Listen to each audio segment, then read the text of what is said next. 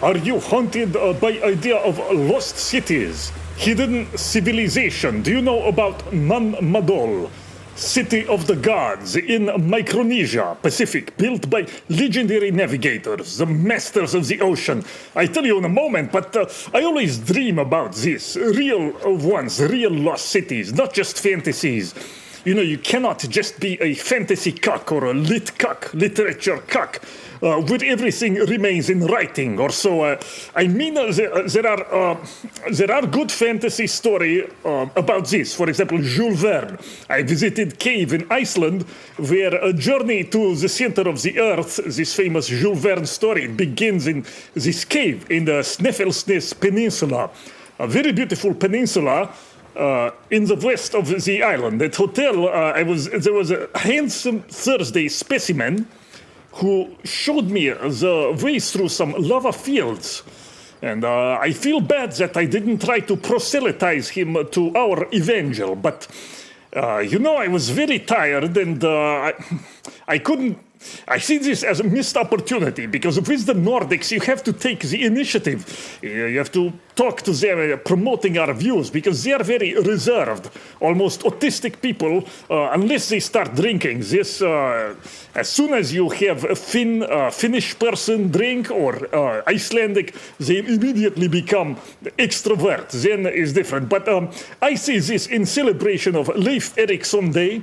Trump to celebrate this holiday. Well, you see this peninsula, Snæfellsnes, in the west of Iceland. It protrudes to the west, is where all the great voyages to the west lands began, the journeys to Greenland and to the Americas. And who knows actually how far the Vikings got, if they got to Minnesota, some people say to the Great Lakes. But have you ever wondered why all the big trade and commercial centers in Iceland were on the west coast 1,000 years ago, actually? So in other words, on the coast furthest away from Europe, where all the richest cities in Iceland were. In middle of nowhere, it seems. And also, many of the Nordic sagas come from Iceland. If you don't believe me, you look it up.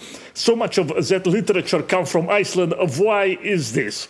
What is connection, if any? Why are all the rich first cities of Iceland on the coast furthest away from civilized Europe? Well, I have a friend, he told me this theory, but I think it's true. They just had enormous money, right? So why? How did they get all their money to finance the voyages to the west? They launched these voyages to Greenland and so forth, and all this literature. Well, they hunted the narwhal, which is a whale with a huge tusk. This his theory. You know, they didn't trade fish or wool or this. They hunted this whale of the Arctic. It grows in Greenland and the Arctic, the narwhal. It has a huge straight tusk. And they took this tusk and they sold it to the kings of Europe as the horn of the unicorn. And they were selling these for just untold sums of money. And this is where they got the gold that led to the flourishing of Norse literature in Icelandic Free State. Very appropriate to know this for Leif Erikson Day. Look up Njál's Saga. Njalls. This is one of the best sagas. But where was I with the fantasy to tell you about hidden cities and lost civilizations? You see, they exist. Real voyages exist. And I'm interested in a real thing, not the fantasy, I say. For fantasy, there is even book Italo Calvino. It's called Invisible Cities, in style maybe of, you say, Borges. Very short stories, sometimes one page or one paragraph long, on various imagined cities. And there is something very attractive about this, as also in Borges, the perverse pleasure in twisted logic and a kind of fantasy presented in matter-of-fact way. But I think this is a cop-out, okay? I agree with Camille Paglia. This kind of literature, it's a kind of postmodernist literature, maybe the best of it even. The Calvino and Borges at least is funny, but still it has its fault in that it is game playing, it's too cerebral, ultimately it's too cutesy and ironic, this Calvino and Borges thing. There's this somewhat cutesy side to Borges, and I'm not interested in game playing. When I tell you in my book that irony is fake and gay, and that I never use it, you must believe. I mean this. Okay? Everything I say is literally 100% true. Humor is not the same as irony. Okay, I don't use irony. Everything I say is literally 100% true. Just as Nietzsche meant 100% literally everything he said. Everything Nietzsche say 100, he does not use metaphor or irony. Anyone telling you otherwise has had a brain sucked out by academic maroons. The people who repeat college classroom notes as revelations. By the way, you hear about Donna Zuckerface? Mark Zuckerberg's sister, she had this magazine, Bye-Bye Donna, bye-bye. She closed down her rag Eidolon. Do you hear this? This Mark Zuckerberg's sister, okay, who had this aggressive zine, Eidolon, that some of you hate read, you may have seen it. But basically the point of Eidolon is, look, there is no point. She's just kvetching about how the classics, Greek and Roman antiquity, is being appropriated supposedly by the far right as they see it. But they, Donna Zuckerface and her flunkies, they try simultaneously to argue that the classics are as such problematic and masculinist and racist and all this, but also at the same time, they argue, in fact, they are not any of this, and the ancient Greeks were into open borders and open legs and all of this. You know the story. It's much like they say now about the Vikings. They were actually dreadlocked gay mulattoes into ganja and rainbow pride and so forth. So they don't know what they are saying, but basically the point of Donna is she was mad at her brother, like Steve Saylor says, and mad that non-Capenized white youth were taking too much inspiration from the classics. And she saw that the way all classics academics, they see that, they think you're infringing on their guild, do you see? They see this as their possession, the classics, and of course it can only be used for the dissolution of your nation and civilization. When it can be instrumentalized and politicized on that side, they're all hot for it. But not when you use it to get inspiration for your life or to support your nation. So they get very upset, for example, when Quintus Curtius, a friend of mine, or when I use example of Greeks or Romans to take political or aesthetic inspiration for the cause of human ascent and for the rebirth of vitality. Because they want rather to drown everything in the miasma of swamp-like effluences of their vagina minds. And I have to tell you, I hear reports, without revealing anything, I hear reports from well-known institutions of lower learning, even supposedly conservative places, where professors are very upset at me. They say I'm destroying the classics, and they're comparing me to Nietzsche and to Schliemann. Schliemann is the discoverer of Troy in 19th century. He happened to be a businessman, German businessman, and he also infringed, as the classics guildkeeper see it. He infringed on their turf, you know. So while they diddle their puny clits worrying about me, they, on the other hand, love Donna Zuckerface, who's a complete propagandist. But they love her for really taking the fight to us blasphemers. And instead she's using Plato or Euripides to support whatever the directive of the DNC is that year. So not a decade even, but that year, because it changes so often. So if it's open borders, you know, they can have Euripides or whoever. It doesn't matter, you know, with the reading techniques they use, like I say before, they can make Aristotle or Lucretius sound like Elena Kagan if you need to. I mean, if you believe that kind of casuistry. But their problem is nobody wants this. Nobody believes it. Nobody bites. Donna Zuckerface had a book a year ago, published by Harvard University Press, with full supporting blurb reviews by leading so-called academics and dinner parties and all cocktail party launch and all this. Really people who are, imagine classic scholars, they abased themselves to suck up to the Zuckerface family. I can find no other explanation for it, but they try to boost this very polemical, very dumb book she wrote. But like I say, nobody bites. You know, a week after Donna Zuckerface's book was published, it was selling much worse than my book was at that same time. And mine, that's a year after I self-published my own book with no support, no fanfare, no publisher, no ads, nothing. So you understand how upset this makes these humanoid vermin. Not sure you understand, by the way, it's been 2 years now, and my book is still regularly in the top 10,000 on Amazon. And that is site-wide. It may not sound much to you when I say top 10,000, yes, but there are millions of books on there. And to give you a rough comparison, mine outsells still right now the vast majority of conservative pundit books published this year with major publishers. And certainly toilet paper like Donna Zuckerface, which is in the hundreds of thousands rank or something like this. And I praise myself because if I don't, then who will? You know, I have to sing my own song. But, you know, I'm just a humble online poster. This is the truth. And like I say, I'm a humble shit poster, and I have a kind of contempt for irony as a gay and fake. And for all the status concerns around modern irony, I have contempt. Because really, it's a cheap way to hide the same status concerns that makes Comey and all these yokels into such insufferable strivers. Irony, same impulse behind that. They are scrounging for any chance to join what they think is the elite of the big shitty. I mean, I remember once two shitlibs, okay, I'm in this coffee house in a very urban setting at Cold Brew Cafe, and I'll admit hipster make very good coffee, and now they import the so-called flat white the last few years from Australia. I love my Australian friends. They have Australian rules of football, which is played basically nude. But okay, so they do good coffees. I go to have a cold brew, nitro brew. And this new male and his strong cheek, she has very strong cheekbones, strong jaws, this bish, testosteronized bish with strong jaw. And they're sitting in the back there next to brick walls. They have this polite conversation, very polite, where passes for intellectual matter, literary thing, very literary, very polite.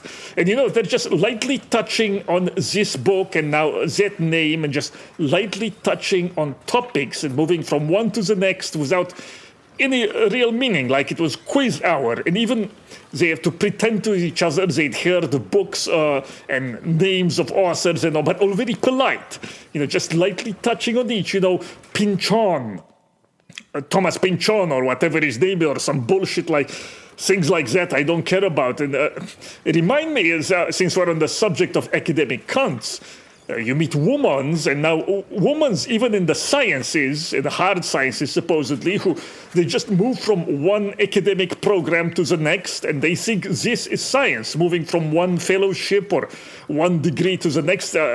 Forgive me if I repeat myself, but never having any notion of what it takes to have actual idea or insight into a scientific matter, not a notion of it. But this is what science gets mistaken for. In large part, this is what science is today. To women and to the Chinese, this is what science is. So anyways, this insufferable couple, and they're kind of interlocking their fingers. I still see it. It makes me queasy, but this couple, okay, sitting there having this conversation, and it made me think of a scene of where, you know, I just imagined the more extreme version of it, where two specimens like this are sitting there, and they are discussing, you know, they just start saying only the names of various figures to each other in turn. You know, why not? Just drop all pretense of any connecting word. Just start saying to each other words like Pynchon, Borges, Rousseau, Plotinus, Hannah Arendt, and so forth. Just back and forth. Just keep going. The conversation gets more intense, if you can call it conversation. They start to raise their voice. And, you know, each one of them in turn continues this, saying a name in turn with more vehemence. Don DeLillo, Anne Applebaum, or whatever is this garbage. But this, why not? Just keep dropping names more and more aggressively. You know, I can see this happening. I think many such conversations very close to this do take place. Who knows? I imagine this is extreme version of what I saw to amuse myself. But who knew that this, what I just said now, would become a style of posting on Twitter and elsewhere on pseudo-academies discourse, where, you know, people just ask others if they've read X. Oh, you haven't read Cassie Roer? Oh, you have read David Foster Wallace? Well, get back to me when you have. I mean, this is a style now on Twitter or academia or coffee house. Ask Donna Zuckerface what it means. Ask Reinhold Niebuhr. Ask Tara, my journalist stalker.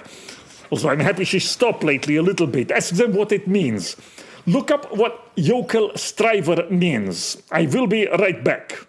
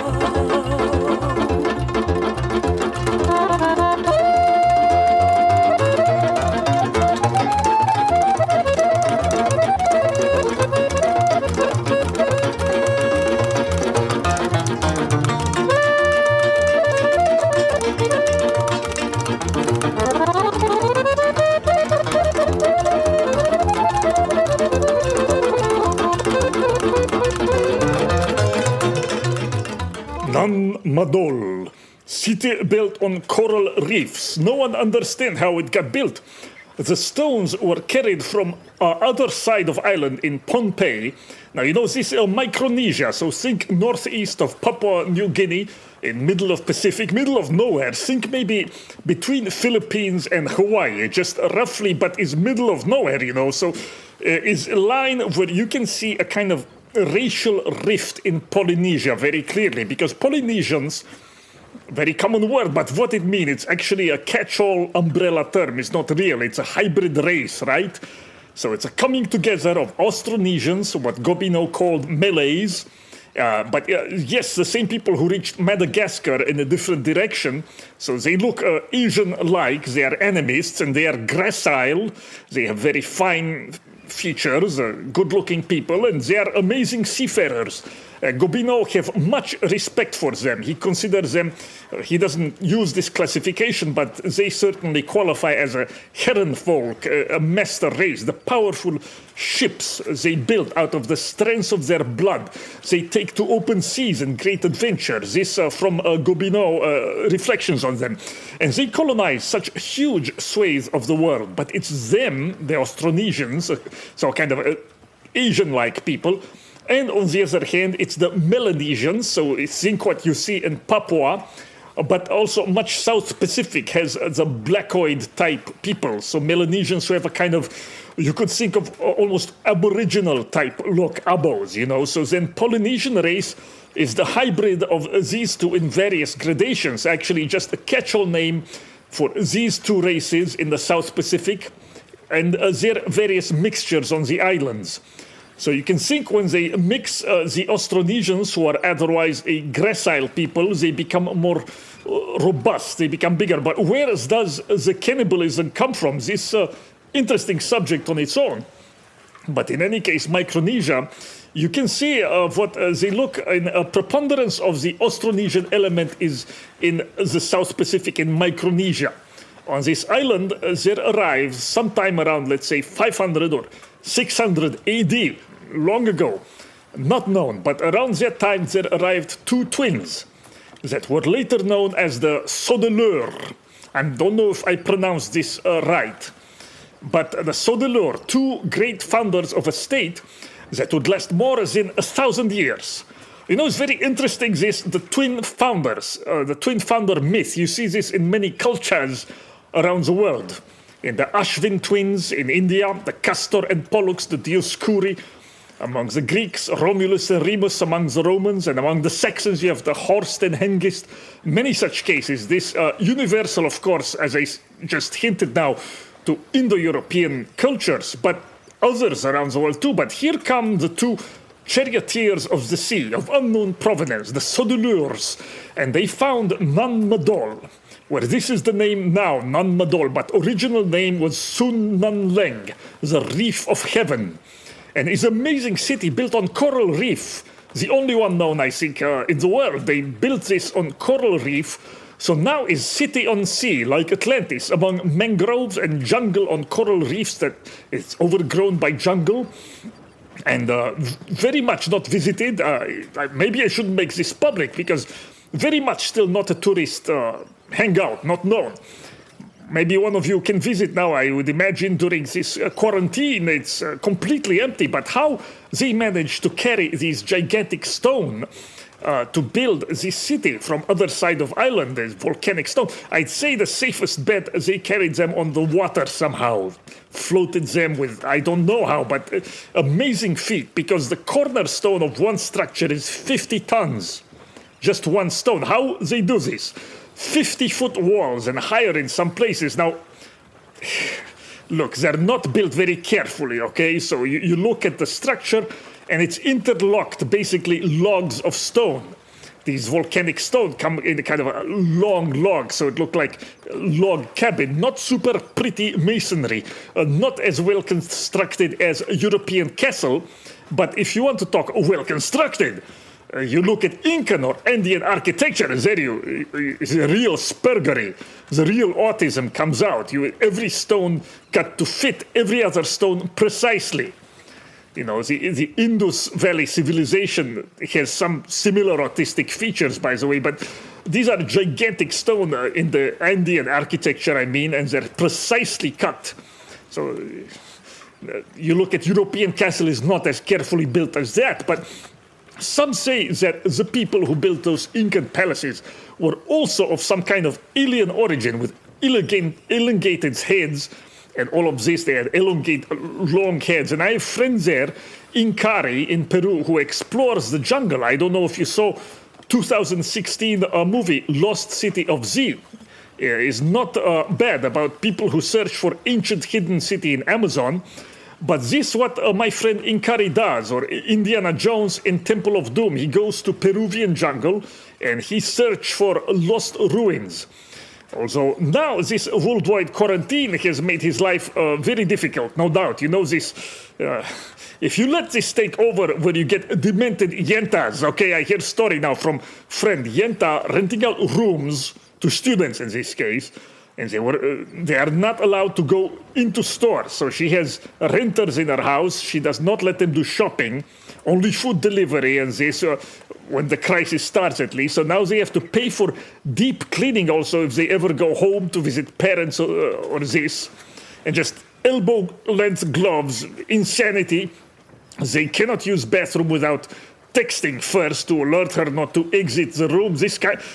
But at the same time, she insists on joining their dinners and bringing, 2 tomatoes to dinner. But she wants to join their dinner for exchange of ideas, a polite exchange. So look at the complete pictures this paints. Is this the world for you now where you are captive to demented yentas? I mean, who can take this? Who can take this new world? When you look at Sun Nan Leng, the Reef of Heaven, built for the glory of Poseidon, by charioteers of the ocean who called themselves the Sodeleurs, and the gigantic structures after they recruited the natives to their divine power. Because power and strength are like magic. They bring those around you in almost a magical kind of orbit. And you look upon the cities and the temples built out of the strength of belief and the strength of their manliness. And if you don't feel like a faggot looking on that, there is nothing left in you. Now, why I tell you this? Because gods hide.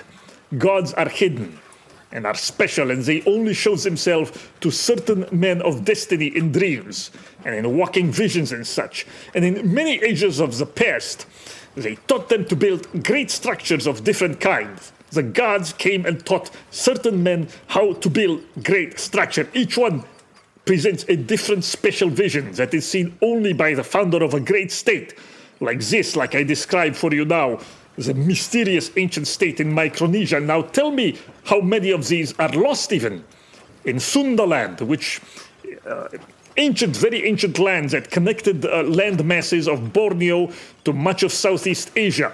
This during past ice age, on which lived humans on that land for many thousands of years before it was submerged underwater. And are you saying they had no chance to build great cities there, or in Doggerland in North Europe, where there was great delta of the Rhine? Now you suppose New York, make comparisons, suppose New York gets volcanoed, and then it gets covered by a glacier and submerged. So how much do you think would be left of any trace of skyscraper or civilization or technology or anything like this? And I see as completely possible that great and advanced civilizations equal and greater than our own existed many tens of thousands of years ago and disappeared in disasters just like this. And please don't start with stories of how you are sure that modern humans evolved only recently and stories about the Ice Age and this, because they change this story every year based on what they find. You know, every year, first out of Africa. Now they say it's not out of Africa, it's out of Arabia. Now they find ancient remains of modern human in Europe. So, you know, but what I mean to say is these gigantic structures shown as in a dream by gods to men of destiny, like you see in Lost City of Nan Madol, and others we don't know of. So why this impulse not exist today? Where is it? Could it really have morphed to, well, all that is left of it in our age? Could it have morphed?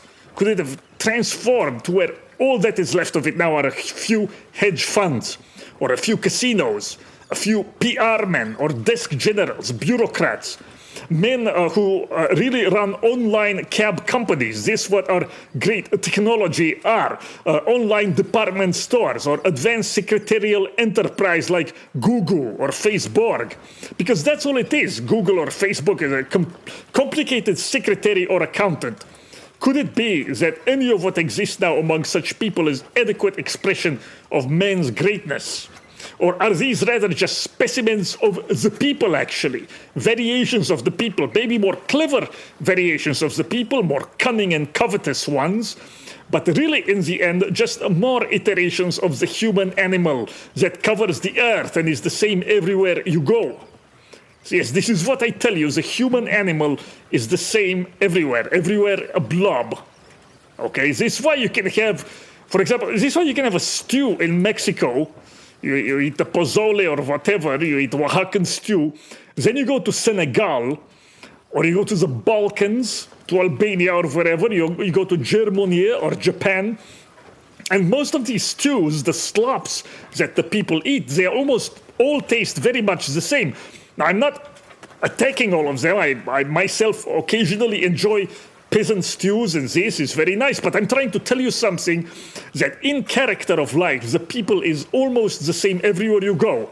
Which is why when those like us care so much about preserving national identity, and this, to a lot of the human animals, this is incomprehensible. And it's not so much because they have any kind of people's or workers' solidarity that cuts across racial or national lines. No, they have no solidarity or loyalty at all. That is the point. Any distinction, any identity or difference between the peoples, this all comes from the aristocracy. And without an aristocracy, humanity devolves to the same slop, with minor variation, but the same slop. And there is famous passage in Herodotus. Maybe you know it. Let me read for you. Now I am reading for you from Herodotus. I'm quoting. For if it were proposed to all nations to choose which seemed best of all customs, each nation, after examination, would place its own customs first. So well is each convinced that its own are by far the best. It is not therefore to be supposed that anyone except a madman would turn such things to ridicule. I will give this one proof among many from which it may be inferred that all men hold this belief about their customs. When Darius was king of the Persians, he summoned the Greeks who were with him and asked them for what price they would eat their fathers' dead bodies. They answered that there was no price for which they would do it. Then Darius summoned those Indians who are called the Calatii, who eat their parents, and asked them, the Greeks being present and understanding through interpreters what was said, asked them what would make them willing to burn their fathers at death. The Indians cried aloud that he should not speak of so horrid an act, because they ate their parents, right? So firmly rooted are these beliefs. And it is, I think, rightly said in Pindar's poem, that custom is lord of all, custom is king of all. Okay, end quote. But I think there is something that Herodotus takes for granted in this very famous story that needs to be made clear to dumb moderns, okay? Because what ultimately he means when he says custom is king among men is that aristocracy is king. Because it is the aristocrats who are the preservers of custom, of ancient lore and occult knowledge, who in ancient times they knew how to preserve the laws of the different tribes. Now, it's true in many cases there was no aristocracy worthy of the name. In some cases, they were just elders, tribal elders. But even there, the shaman, he passed down his knowledge to initiates, sometimes over many hundreds, if not thousands of years. And it was through this knowledge that the special being of the tribe, however small, that it was preserved this way. This why in Mishima, I read for you a passage before, but there is very nice line in the Runaway Horses, how that without the samurai class to protect their honor, the gods would become just objects of indeterminate superstition for the masses. They would become spirits, sprites not honored but lost among the reeds. And it is the aristocracy that is the preserver of religion, of custom, of the honor of the gods, and therefore what makes any nation different from another, and that determines its particular mission and destiny. Without which, like I tell you, there is neither distinct way of life nor great megalith or structure or cities of glory, but just the Yenta haranguing you because she's afraid to die of chink bat AIDS, okay? And I'm afraid that many of your peers are old and sclerotic in spirit. They are born old. They have no vitality in blood. They are lovers of comfort and mere life. And they give aid to such creatures and are turning our world ugly, homogeneous. So what you must realize about Herodotus' famous passage, beloved by conservatives, is that it isn't custom as such that is king, but ultimately biology, spirit, vitality, because it is only through the higher men that are the preservers and defenders of custom. And more important, when custom has ceased, when custom has stopped, it is these higher men who are the founders of new customs. So I ask you how long we will take this. You know, the character of the world I describe in the book in part 2 has now fully shown itself in this pandemic that turns the world into a huge hospital, a nursing home. But their world, the world of the Yentas, of the human blob and the bugman, it was not actually so much different before this crisis either. In spirit, at least, it was the same. So I ask those of you who are not fagotized in spirit, how much longer of this can you take? Can you have the Yenta boot on your face for another 10 years or for 10,000? When we take again to the high seas and find our own Club Tropical Excellent, our own Nan Madol, our own Atlantis, our Sun Nan Ling, our own Reef of the Heavens.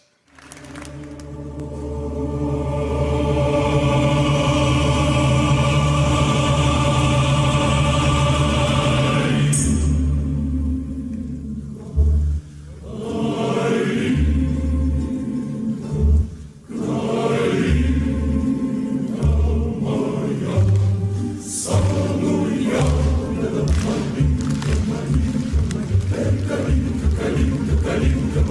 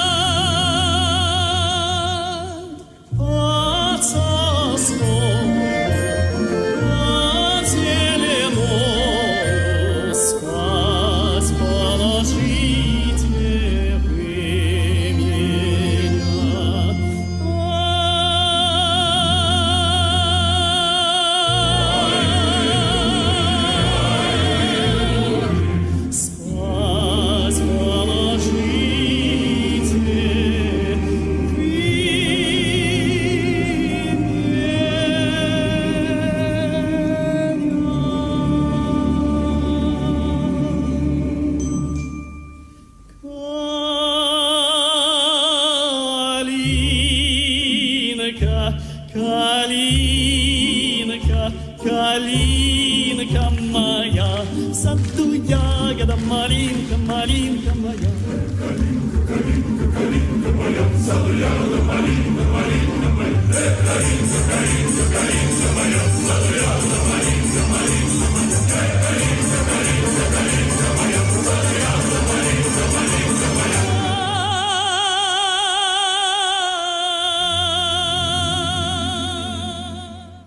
a different topic entirely, I saw recently much argument from people on the left about the character of Central Intelligence Agency, and they attack me and others when I tell them CIA is and has always been left-wing organization.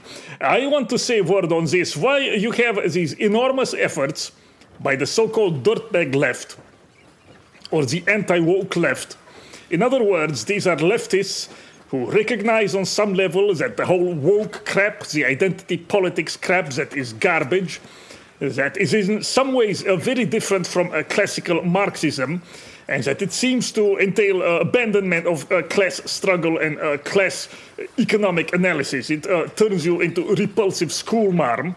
So they seek to reject that, and they want to claim that in doing so, they're being the real rebels and fighting for the common man against the establishment and all this.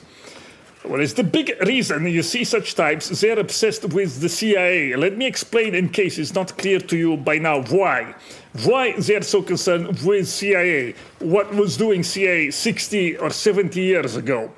And they're trying to make claims that the CIA, which, of course, now you see it's one of the biggest promoters of this global woke regime worldwide and carrying out a color revolution against Trump at home.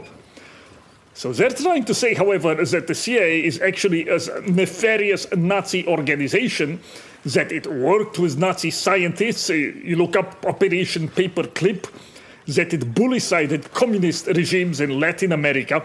They got so insanely mad at me when I supported the overthrow of Evo Morales, which, by the way, there is not much CIA involvement proven in that. There may be, I don't doubt that there is, but there isn't special evidence of CIA involvement in the overthrow of Evo Morales. It's rather that the white middle class of Bolivia had had enough of his demagogic rhetoric and the way they try to dispossess them. So they overthrew him, and it happens frequently in South America that they overthrow they're not rightly called populists because they're actually racial demagogues in the case of Evo Morales or Chavez. But when I supported that as a leftist on Twitter and so forth, they're livid with anger. How dare I support the genocide of the commies? You know, you're supposed to stomp for commies when they use pseudo-nationalist rhetoric, right? So, but in any case, this is their claims that the CIA bully-sided communist regimes in Latin America, or that there is some kind of grand CIA conspiracy of assertion of worldwide white colonialism, or what have you. They actually believe this. This is Chomsky tedium. Why are they doing this? Why do you think? They do this because they're clawing desperately at wall, like I say on last show, to stake out some kind of anti-establishment position, which in fact they know from inside that they cannot do that. They're not anti-establishment. They're very much of it. And they're promoting one of its main lines of thought. But they do the CIA ops postings, this kind of lazy genealogy, what my friend the bureaucrat, he describes as low-energy genealogy to stimulate narcissistic defense reactions. The conspiracy theory grift you see so much on the left now. And many among them, in this same vein, are trying to revive the 2000s Bush-era paranoia about Leo Strauss. Supposedly Leo Strauss, Nazi infiltration of the right. You know, it's amazing to see now they go back to that. You know, as far as I can tell, they have no idea what Straussian means, by the way. They just think it's synonymous with fascist. And they also think this means neocon, and it also means Jew and Zionist. It's a catch-all slur for them. It also means white supremacy and colonialist. And this series of deranged equivalencies out of the leftoid mind, as if, you know, Bill Kristol meets to talk of white supremacy in private or something like this. Let me not get into that. Almost all the Straussians, by the way, are leftoids themselves and pussientas. But to go back to the left, why they do all this, the CIA stuff and what I just said. They're doing all this because of bad conscience in knowing they're merely an ideological appendage of the establishment. The left, including the old left, the Marxist left, has, like I said, a secure place in academia, and much of what you hear from Chapo and from Maroons who try to ape Chapo, much of the talk of neoliberalism, which they adopted from Chomsky and things like this stuff you can hear in academia. You don't need to go online for this, and you certainly don't need to use a pseudonym. It's not dangerous to say that. And by the way, what to tell you about these people that they try to repackage the academic garbage and put online and try to pretend it's something new, that you supposedly have to stay under a pseudonym? Why do you not just say it under any number of leftoid publications or from an academic chair? It's same thing in there. If you look, Shadia Drury, for example, or Chomsky, they all repeated all this crap during Bush years and before. But maybe the bad conscience over being establishment lickspittles is not what bothers these online leftoid peoples like Chapo and Chapo aspiring, but rather the fact they couldn't manage to worm into the very extensive leftist grift program. You know, they couldn't even get that Soros money or whatever, I don't know. But look, this is the point. There is no way for you to be on the left and also to be anti-establishment. And focusing on, by the way, a completely false history of the Cold War is not going to make this case for you. You know, again, this what they're trying to do. They think they can prove the Chomsky, Oliver Stone view of Nazi supremacist neoliberal CIA. Then it means they're not just teachers' pets. That's the whole meaning of their CIA obsession, which of course they are. They are teachers' pets. But look, the claim they make about history of CIA is just false. Entire history of CIA, it is true. Let me make disclaimer that in very few cases CIA worked with rightist and even far-right organizations. I've spoken before about Operation Gladio. It was very actually minor operation in CIA history. And as somebody on the hard right, and proudly so as a reactionary, I am not happy about Operation Gladio because I see it as a kind of neutering almost, or a way to contain, let me put it that way, is the safest way to put it, a way to contain the hard right. That's what Operation Gladio was. To use it to fight communism, but also mainly to contain it. But aside from this, you know, yes, occasionally it may have worked with rightist and even far-right organizations and individuals to achieve concrete goals. In same way they work now with the Azov battalion in Ukraine. But these are exceptions, and at most they're opportunistic temporary alliances. They're made furthermore by minority factions within the CIA, which was not monolithic organization, and they were made to achieve specific ends. Whereas on the other side, the cooperation of the CIA with international socialism, and even with the Soviets, is not occasional or cynical or opportunistic. It is far bigger, and it is not occasional but systematic. I've already given you actually many examples on this show. The Angola show episode 2, I talk about this, but also at least 2 other episodes on the Cold War. I don't remember if it's Caribbean Reason 25 or this, on how it was the CIA that in fact created from scratch the communist liberation movements in many third world countries, Angola, Mozambique, where the leader of that particular movement in Mozambique was educated in America, Mondlane, I think his name was. But where there is a clear record of cooperation between American security state and anti-colonial third world Marxist movements. By no means what I just said now is exception, is the rule. And I will continue to treat specific cases of this because I like the history of this third world conflict is very colorful if you know how to tell it. But in fact, the names are known. It is not a supposition or invention like neoliberalism, again, which refers to a group that never existed.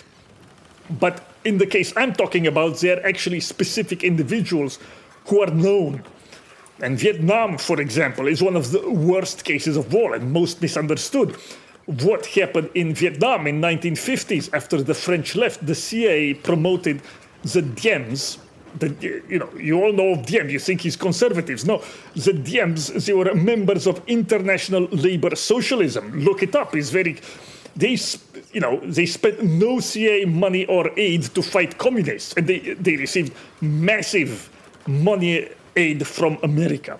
But they spent none of that to fight communists. They directed all of their energies against the vestiges of French colonialism, against the Vietnamese emperor, and against traditional Vietnam, including Vietnamese religions and so forth. This is what the Diems did, members of international socialism that the CIA promoted from a position of powerlessness to lead South Vietnam after the French left. Okay, but this hardly is the only case, as I say, since CIA promotion of Marxoid movements is very strong in Africa. I gave examples and blah, blah, blah, but even occasionally actually Latinx America. Okay, so even in our own time, if you look recently in Honduras, Hillary Clinton came out against that coup, but I don't want to get into that. But throughout 60s, 70s, American support for right-wing dictators in Latin America is not what you think it was. Just as often, America supported left-wing also in Latinx America. Now, look, the main counterclaim these people have is an old argument.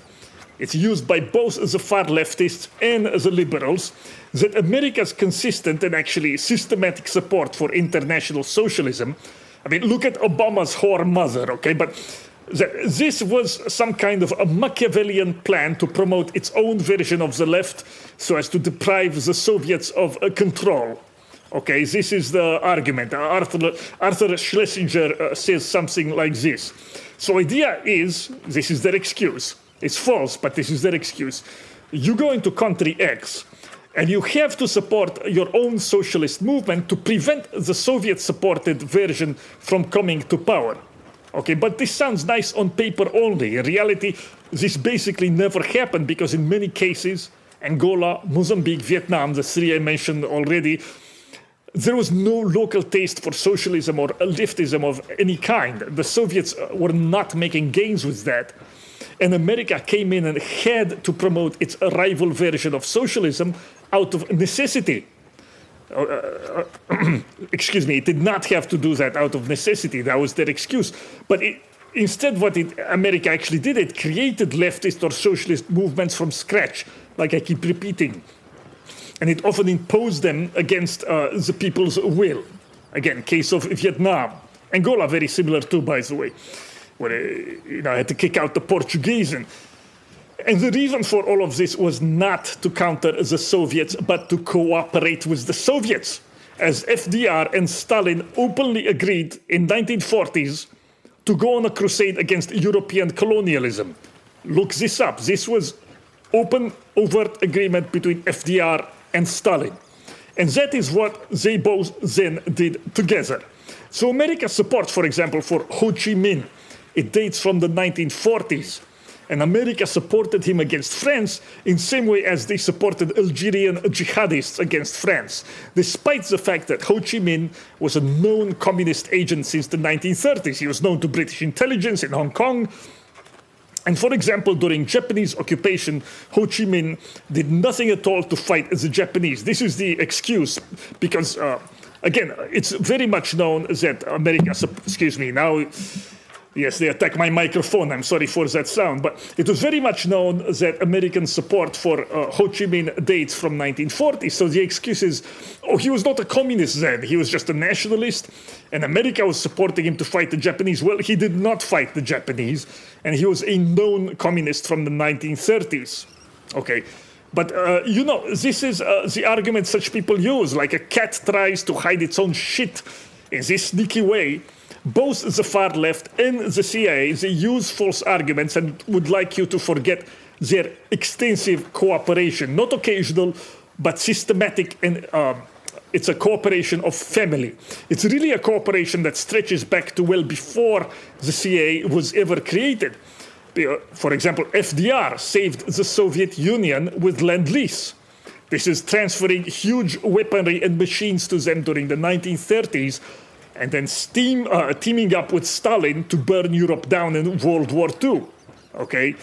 This is what FDR did, alliance with Stalin. Harry Dexter White, a known Soviet agent within FDR regime. He was not unique. FDR entire administration, very much communist infiltrated. Harry Dexter Weiss, was not an agent of neoliberalism. He was an agent of international Marxism. And when the OSS, precursor to CIA, was created, it attracted precisely the kind of red youth you see yapping today on Twitter and elsewhere. I want to ask these guys on Twitter, the Reds, who are saying, the CIA was always far right, working with Nazi, Operation Paperclip, this. I want to ask them, they were nice, polite red boys like you, pink boys like you in the 1940s. What do you think they did? They joined the OSS. These were communist men who wanted to fight the scourge of Nazism, and they joined the OSS in the beginning when it was created. And I know from someone directly involved in Southeast Asia at the time that OSS agents, and I quote now, they danced a little jig when they found out Ho Chi Minh was making gains in Vietnam in 1940s against the French, by the way, not against the Japanese. Oh yes, they danced a little jig. Why? Because they were red, subverting, glow nigger, commie, pinko garbage. Very old story. That is your typical OSS CIA agent. And Brennan and Comey being members of the Communist Party is nothing new. It's very old. You want to talk neocons, by the way, it's same thing. A rival faction to the CIA. When I praised Alfredo Stroessner, this was the dictator of Paraguay for many decades until 1989, I think. And I always praise Alfredo Stroessner. I like him. I praise him on Twitter. He's a man who kept communism out of Paraguay for decades. Yes, with some assistance from factions, minority factions in American government. And he was a man of power that I will devote a future show to. But do you know who jumped at my throat when I praised him? It was neocons, okay? They hate that. They hate it so much. They don't like Pinochet either, by the way. They come from families who were tortured by South American dictators in many cases. Okay, in this case with Stroessner. They come from filthy, nation-destroying communist subverters. That is where their family sympathy lies. And neocons never supported, let's say, pro-Western dictators in South America or anywhere else. In fact, the whole neocon thing, right, is to install democracy or Dumbocracy directly, not through supporting pro-American or pro-Western dictators. But I am telling you, actually, the CIA as well, which was, like I say before, it was anti-neocon in most cases around the world. I say this without any kind of merchant hedging or qualification of words. By most, I mean the vast majority of cases, CIA deposed pro-Western dictators or strongmen or traditional leaders and replaced them with pro-Soviet or socialist ones. And in a few cases, with people like Mobutu, who may have been anti-communist, but were also anti-Western. Mobutu very much so. Anti-white, anti-Western. But everywhere, CIA only support the global south, the third world morass against Europe. And in those places where CIA pretended to promote the non-Soviet left, well, it turned out in those cases, it was in fact, this non-Soviet left was just as bloody and corrupt as the Soviet left, and in many cases, actually, they were exactly the same. The non-Soviet left was just open the door to take over by the explicitly Soviet left. Because, like I tell you, the precondition of globalism is to get rid of colonialism. Globalism, not continuation of colonialism. This is why the new left and the old left wants to hide, together with the liberals, of which they are a party, by the way, but they want to hide this because a colony extracted goods and services for people of the mother country. Belgians, Englishmen, French, they all profited, let's say, from direct access to raw goods from the colonies, or from access to those markets and so forth. And the colonies were themselves a refuge and a space for expansion and adventure for certain types who needed it. But more important, the average citizen in the mother country profited directly. It was not a global thing. But if you are a large multinational cartel, You will use the American security state and the Soviet, let's say, for example, to kick the Belgians out of Congo because you want those resources for yourself and not for the benefit of the Belgian people. So you will use communism as a pretext and a muscle to end colonialism. And that is what globalism is. That is the power behind the new left. This is the civilization dissolution cabal that used first Marxism and now the international sodomy brigades of the new left as a battering ram to dissolve whatever vestiges are left in the third world of civilization that stand in your way of resource grab. And so if you're like this, you will use China if you have to, or you will let yourself be used by China. So I should have added, perhaps a show or two ago, that the area of greatest cooperation I could foresee between Russia and America is not just the global south and China, but chiefly the destruction of this hidden cabal, which actually tried in the 1990s to grab hold of Russia and to squeeze it dry, only that Putler, with the backing of most of the Russia security state, in his case, this is Trump's problem, he does not have this, but Putin had that on his side in Russia. And he managed to kick them out and to free his people, mostly, okay? Which is why he's so hated now by them. Why you see Abe Brennan fagging off on Twitter the other day about how he wants to remove Putler and replace him with Navalny. Okay, they're insane, okay? And this cabal that a Russia-American alliance could take on, or the 500 names or so, like I say, to hunt them around the world, to hunt them down.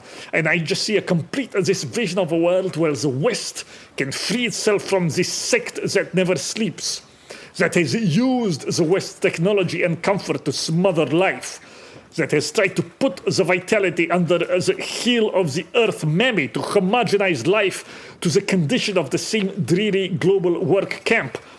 I see an alliance, perhaps, of free nations of the North to liberate the world from this. Now, what they used the Soviet Union to achieve before, they tried to use mass immigration, climate change, or now the chink bat AIDS crisis to achieve. They try to use this for the same purpose. So who will oppose them? Who will be able to name them?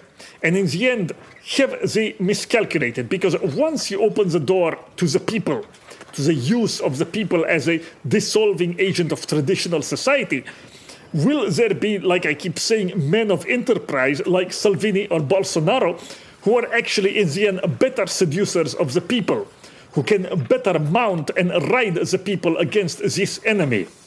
But these men, like Bolsonaro or Duterte even from Philippines, are small compared to what will come. I believe this. In other words, democracy, even women, who were used as the tools of dissolution of traditional societies, of the great structures erected by men of power of the past. But in turn, the great specimens of our time, I am sure, they will be able to use the people and even the eternal woman to crush our ultimately calculating and therefore second-rate enemies. Some among you, I mean to say, will show them what democracy, what Caesaristic democracy really means. Bat out.